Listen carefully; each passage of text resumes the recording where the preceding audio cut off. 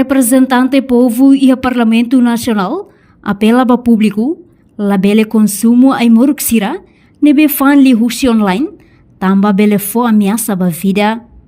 Presidente Comissão EFI nebe trata assunto saúde e a Parlamento Nacional, deputada Maria Gorumali Barreto hato idane ba jornalista Sira e Ministério Finanças quarta-feira ne. Tuirnia ai moruk online Sira nebe dadau ne espalha barak e mídia social, liu ai moruk fita mal, nebe perigo tebes, fo ameaça ba emania saúde no vida, no ne husi ba público atula bele consumo arbiro. Muruk online sa nebe magpamamay ne iha ay muruk balong nebe maga husi badan POM Indonesia nya, pengawasan obatan Indonesia nya ne data sai hutono husi mercado porazão tamba ay muruk ne ameaças ba emania saúde.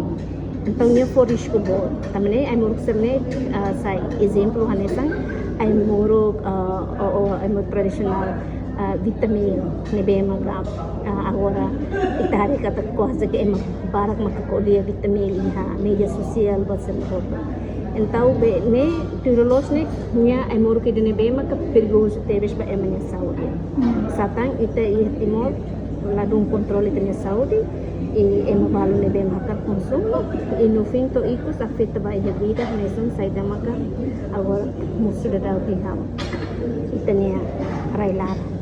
Agora, pensar para ita tu bele a tu prevene situação ida ne ita iha na decreto lei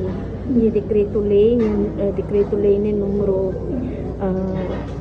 12/2004 e com atividades farmacêuticos ida ne hareliu ba iha controlo no mos ba imor serhuto ne bemak tamamai tanya railala ne sira tem que controlo ba ni nia pemasara ni mercado ne nia ba fulan hira tinan hira ona fembel autoriza ne iha le decreto lei número 12/24 ne colia claro ihne ba. No governo Timor-Leste estabelece ona decreto-lei número sanularesin rua bara rihun rua hat com a atividade farmacêutica niang. Reportagem Imaculada Tefa, Televisão Timor-Post. Janela informação ba emogoto. Atau tem informação atual dia kliu, kita haluha. Haneham botão subscribe, like, halo comentário no fahe tutang ba media sosial hotu.